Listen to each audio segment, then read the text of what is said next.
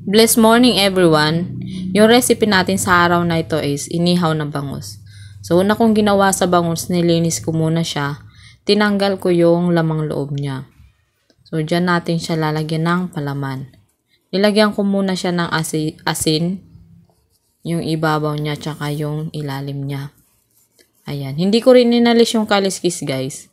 Pero pwede ring alisin yung kaliskis kung gagamit kayo ng aluminum foil. Pero kung hindi kayo gagamit ng aluminum foil, huwag nyo aalisin yung kaliskis para hindi masunog yung laman niya. Tapos yung ipapalaman natin sa kanya guys. Yan, nagiwala ko ng isang pirasong sibuyas, tapos maliit na piraso ng luya, tsaka 3 kamatis. Tatansyahin nyo rin guys kung gaano karami yung maipapasok nyo sa tiyan ng bangus. So, hinalo ko lang siya.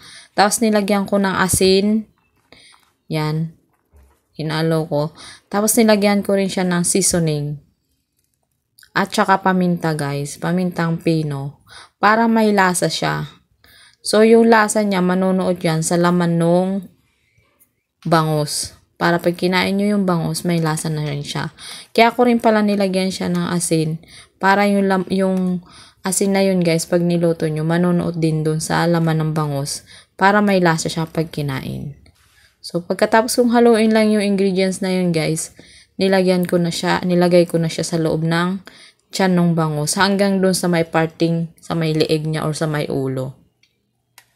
Yan guys, sa may tiyan lang yung nilagyan ko. Pero pwede nyo yung gawing parang yung daing. So, malalagyan nyo yung buong katawan ng bangus. Ayan. Yan, ilalagay lang natin siya hanggang sa mapuno yung tiyan ng bangus.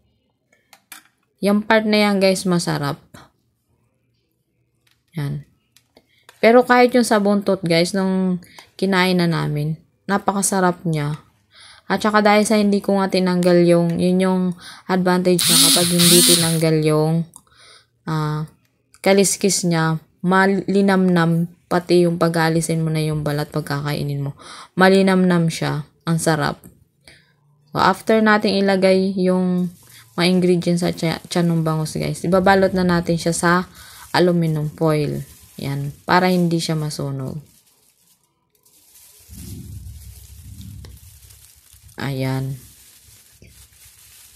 Napakasimple ng pagluluto nito guys. Tsaka ilang ingredients lang yung kailangan mo.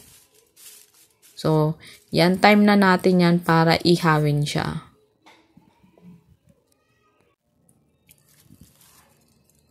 Ayan guys, nagpabaga na ako. Yang ihawan namin guys is DIY lang yan. Kumuha lang ako ng 2 pirasong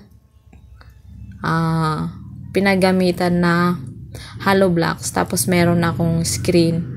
Doon ako ng pag-ihaw. Dalawang uling lang yung nagamit ko, yung tig sa 10. So, naluto yan, guys.